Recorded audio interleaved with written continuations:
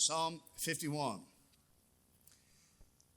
This is a psalm of David. It says in verse 1, have mercy upon me. And by the way, no, I do not have a PowerPoint this morning.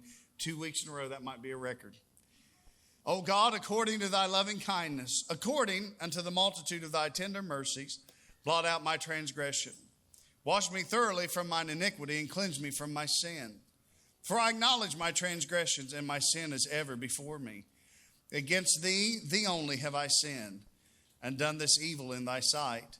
And thou mightest be justified when thou speakest, and be clear when thou judgest.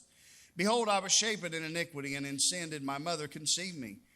Behold, thou desirest truth in the inward parts, and the hidden part thou shalt make me to know wisdom. Purge me with hyssop, and I shall be clean. Wash me, and I shall be whiter than snow.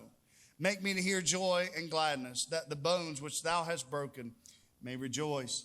Hide thy face from my sins, and blot out all mine iniquities. Create in me a clean heart, O God, and renew a right spirit within me. Cast me not away from thy presence, and take not thy Holy Spirit from me.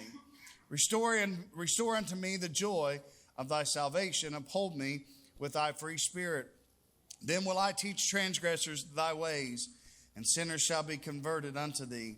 Deliver me from blood guiltiness, O God, thou God of my salvation, and my tongue shall sing aloud of thy righteousness. O Lord, open thou my lips, and my mouth shall show forth thy praise. For thou desirest not sacrifice, else I would give it. Thou delightest not in burnt offerings. The sacrifices of God are a broken spirit, a broken and a contrite heart. O God, thou wilt not despise. Do good in thy good pleasure unto Zion. Build thou the walls of Jerusalem. Then shalt thou be pleased with the sacrifices of righteousness, with burnt offering and whole burnt offering. Then shall they offer bullocks upon thine altar. You may be seated. We know this Psalm of David, we understand from understanding biblical background, and many even just simple headings in your Bible will explain this. This is a psalm that David wrote. If you remember the story, when David sinned with Bathsheba, and then he just kept compounding that sin. And Nathan the prophet came to him, and he began to tell him a story. And, David was just like, no, that anybody would do that ought to be killed. And Nathan said, thou art the man. It's you. You've done this. And so David was confronted with his sin, and he had to deal with his sin. And one of the things that he did, he writes this psalm. So this psalm of crying out that God would restore him, that God would renew him, is because he found himself in a place where he desperately needed forgiveness. He needed to be cleansed. He needed a fresh start with God. And every one of us here, no matter how long we've served the Lord, can say we found ourselves in that position. If we've not, then you must not have been saved very long. Just hold on, and you'll find yourself there sooner than later. Where even though you're a Christian, and even though you're going to church, and you're trying to do all the things right, you just find yourself in a place where you've made a mistake, you've done wrong, you've committed sin, and you've got to fall before God and say, God, forgive me, wash me, cleanse me, make me new. Now, it doesn't mean that you're not saved. It doesn't mean you're not a Christian. It doesn't mean that you backslid. It just simply means that you come to him humbly and saying, Lord, I made a terrible mistake. And that's where we found King David as he writes these words. We go through them each one. Have mercy upon me, O God, according to thy loving kindness. This morning, I want you to understand something. Is that when you begin to call out on God, you don't have to raise your hand, but has anybody ever called out on God for mercy? Or how many are grateful for God's mercy? Mercy, it's compassion shown toward the offender. That's what mercy is. And so mercy, if mercy is shown, then there is an assumed guilt. Okay, if there's no guilt, if there's nothing done wrong, then there's no need for mercy or leniency, some may say. But when you say, I know I have enjoyed the mercy of God, it is saying, I know I have sinned. I know I have stood in need of mercy because I was guilty. And he showed compassion to me in my guilt as the offender, and he didn't kill me. Much like parents and their children. Somebody say amen. Sometimes we find ourselves in positions where we have an opportunity to show mercy, and may even say grace. Sometimes if you are the boss, if someone works for you, if you're the supervisor or a manager or this or that, sometimes you can, if you feel it is right, you can show mercy toward an offender, someone that works for you that has done something they shouldn't do, and now you have to decide, how am I going to handle this? And what do I do? Sometimes judgment and punishment has to be served. Other times we can decide that we show mercy. Here's the point. How many are glad this morning that if we're talking about your sin, let's talk about your sin. I'd rather talk about your sin than my sin. How many are glad that your sin so far in your life, because you're all still here, right? I think you are. Everybody say amen. Amen. Everybody wave your hand in the air. All right? Wave it like you just don't care. All you 90s, anyway. You and your sin, how many are glad that it has not been yet judged according to my mercy?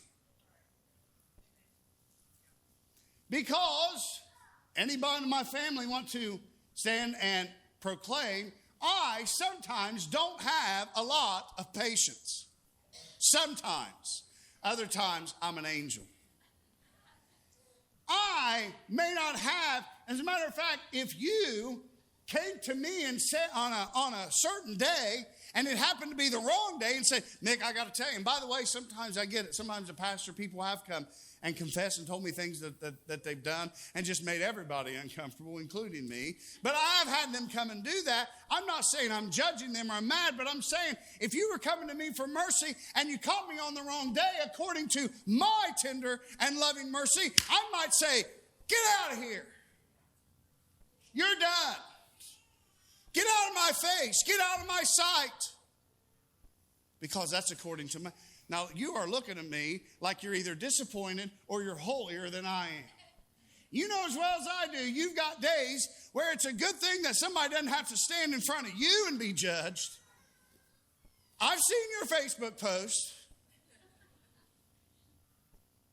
But that's not what he says.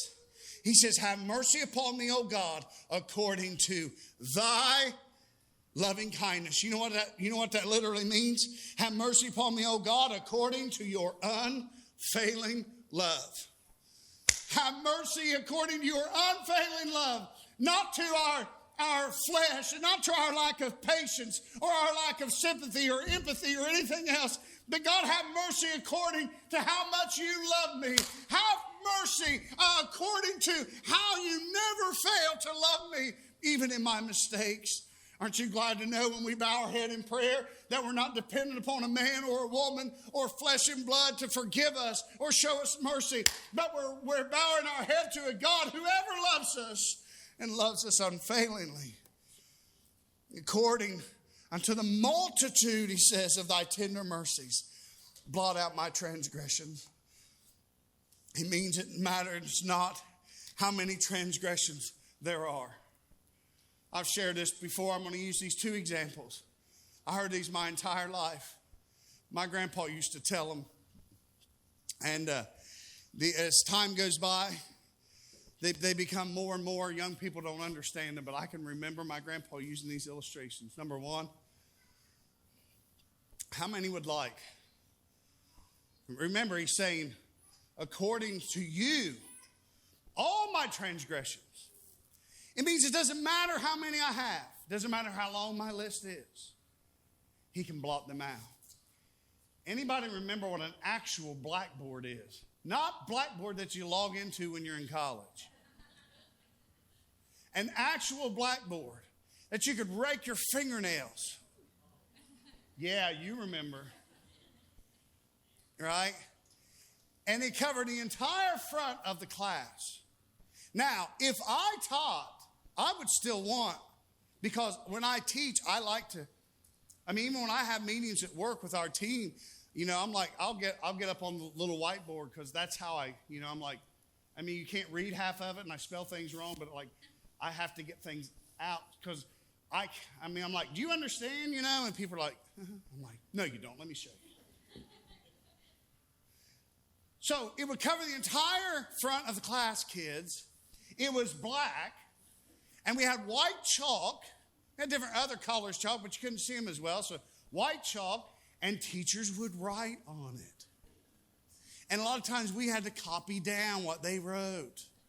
Sometimes if you were like me and you got in trouble, you had to copy it down multiple times. And a big blackboard and everything. And I remember my grandpa talking about how many of you would like, even if you've been forgiven, how many of you would like every sin that you ever committed written on the wall right now for everyone in the church to see? Any volunteers? Corey? Come up here. No, I'm just kidding. We'll do it in 2022. Dale, pull up PowerPoint. Corey, go back there and tell him all the sin you ever committed.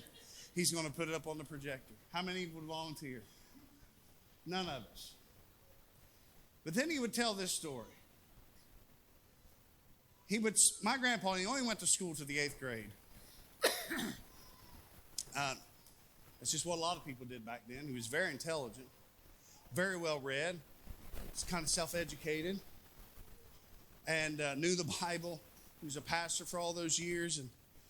But he would tell this story. He said, when I was going to school, he said the teacher we'd have the erasers, and they would erase the blackboard. And after a while, those erasers would, now kids, listen, it would get full of chalk. And he said, so the teacher would ask for volunteers, and he said, I would always want to volunteer. Why did he want to volunteer? Because he just wanted to get out of school for a little while. To take the erasers out, and I can still see him do this. He would stand and he said we would go outside and we would clap those erasers together. And he said as we would clap those erasers together, you could see the chalk fly out of them. And every word that had been written that was erased in those was not only erased off of the board, but you could see that they were being carried away and separated. Never to be written, never to be read, never to be seen again. And I'm glad to know that my sin that was written on that blackboard, that the enemy took note of everything I did, that the blood of Christ washed away my sin, and God took them and clapped them into the sea of forgetfulness. They're not there anymore. There's no list. There's no words. There's no sin. It's been forgotten. I know what a lot of you my age are thinking.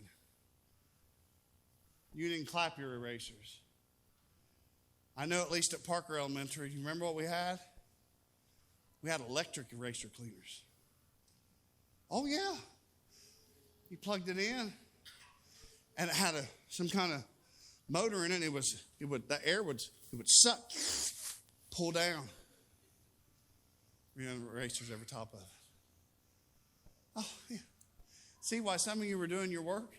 I was playing with the eraser cleaner. Now, tell me who's smarter. So it's not according to you.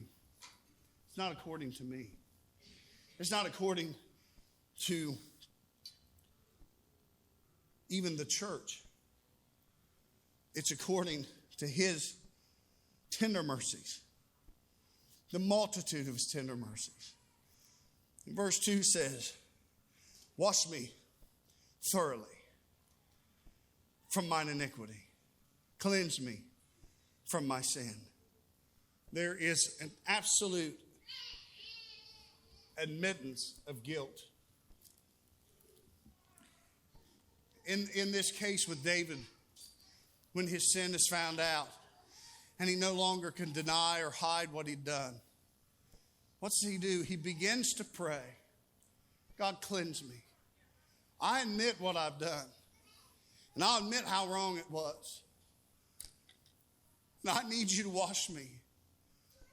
And all through churches and pulpits, all through congregations like this, from the leadership through everyone that sits in the seats or in the pews, one of the greatest things that is hindering the church in 2022 is pride. Where people will not humble themselves. They don't want to come to the altar because, well, somebody will think I did something wrong. Join the club. Yeah, we might think you did something wrong, but it's okay because we've all done something wrong. We've all had to come, whether in private or in public. And I'm here to tell you, I can't imagine that somebody's been a Christian very long and that even in public they've not had to come. Now, you don't have to tell us everything. As a matter of fact, please, Lord, really be speaking to your heart for you to come up here and tell me everything. Right? I mean, some people, do you know what TMI is? Too much information. Okay, so I promise you, I'm not trying to talk you up here to tell me something so I can gossip about it. You don't have to tell me anything. You don't have to rely upon me for anything. You don't have to tell me anything. I don't have to approve your forgiveness in any way. I'm only here to help you, to encourage you, to pray. I may pray that the enemy be pushed back. I may pray for freedom in the spirit. I pray and I'll pray to God for you and with you. But it's between you and God, whatever it is in your life. And if you need a fresh start this morning, why don't you come and say, Lord, cleanse me. Wash me. These words that he's using. I'm going to go through these really quickly because I got one more point I want to get to. He said, against thee only have I sinned. Do you catch that real quick? I don't have time to preach on all these. I've had people apologize to me. Pastor, and I appreciate it, but you don't have to apologize to me. You didn't sin against me. You sinned against God. And it's in his sight that you did this evil, not mine. And he says that thou mightest be justified when thou speakest and be clear when thou judgest. Behold, I was shapen in iniquity, and in sin did my mother conceive me. These verses have nothing to do with the mother. He's saying, surely I was sinful at birth. In sin was I conceived. From the time that I was in my mother's womb, I have been full of sin. That's the inbred nature of sin. We are all born, all of us, with sinful flesh. We are all born with sinful hearts. Yes, we must come to a certain age, and grace covers these little ones, these babies, or these toddlers that don't know or don't understand. But listen, we come to a point when the realization, when our hearts are awakened to the truth of God and God begins to deal with us. If you were raised in church especially, you remember that. I do. All of a sudden I begin to understand what they were saying, and I realized, man, and I could feel in my little heart that something wasn't right. I needed to be saved. Because from that time that I was conceived, I've been full of sin. I'm moving on. Verse 6 says, behold, thou desirest truth in the inward parts, and in the hidden part thou shalt make me to know wisdom. And listen very carefully to verse 7. Purge me with hyssop, and I shall be clean. Wash me, and I shall be whiter than snow. So, I've read this, and many of you have read this dozens of times, maybe hundreds of times. But what is hyssop? When he says these words, purge me with hyssop, and I shall be clean. Hyssop is a bitter plant from the mint family. It is believed that this plant, at least in what they believed in the times of the Bible, people could debate it now, has antibacterial properties. So that's probably why it's always associated with cleansing in the Bible. And so in the Old Testament, hyssop was used in conjunction with cedar wood, scarlet, and other things to cleanse from say, leprosy. These items were dipped in the blood of a sacrificed bird. Then that blood was sprinkled 7 times over the person with leprosy. You can see it in Leviticus 14, and so on. So when those back then, when they would have read this, as soon as they saw that word hyssop, they would have known even if they didn't know what an antibacterial was, they understood that it meant cleansing. I want to end with this illustration or this story. How many would you don't have to raise your hand, but how many would admit at times you can be hard-headed? Some even raised their hand. Even though I said you didn't have to. You must be extra doubly hard-headed or thick-headed. Every once in a while, I can be a little hard-headed. Bethany and I got married in 1998. Up until then, and I don't mean this. I'm not saying anything bad about my mom. I'm just telling you the truth. I'd never heard of what's when you get a cut. What's that cream? What's that stuff you?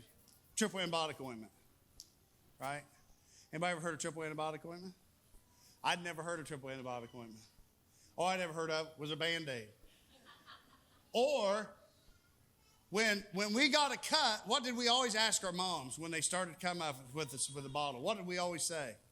Is that going to sting? Because we knew there was some stuff they put on us that didn't, and some of it was like fire from Hades, right? And so we'd always say, it was, and they'd say, no, or sometimes they say, yeah. I've always felt that if my mom was mad at me for however I cut myself, she was going to put the stuff on that burnt. If she wasn't mad, then she gave me the stuff that didn't. I could be wrong.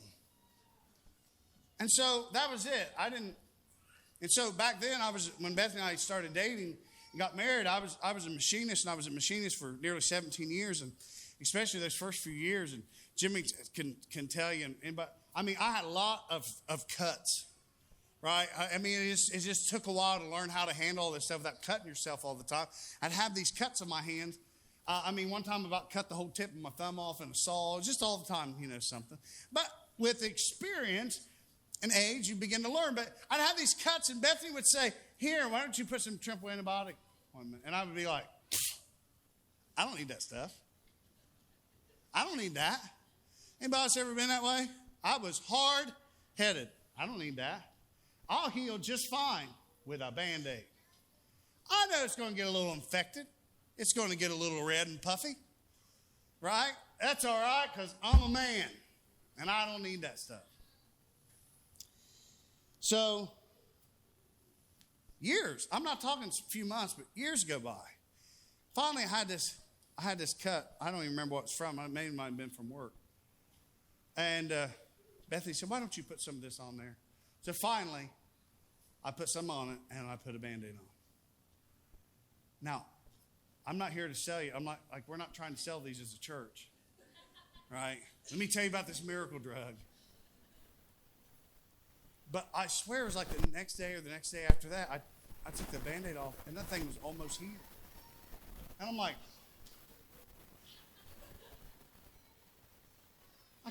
that stuff really works. It's like I've been trying to tell you that for years. Now, how silly and hard-headed do I sound? How many of you sit in service after service, and I'm telling you, God can heal you. He can cleanse you. You're struggling with this thing or that thing. I'm not telling you he's going to do a miracle this morning. Everything's going to be great and perfect. But I'm telling you, you are cut and wounded longer than is necessary because you won't come and allow him to cleanse you and do a work in you, do a miracle on your behalf. You just sit hard-headed and say, no, I'm going to do this on my own. I don't need that. I don't need what you're preaching. I'm here to tell you, he can not only solve your problems, he can lessen the time, he can lessen the hurt.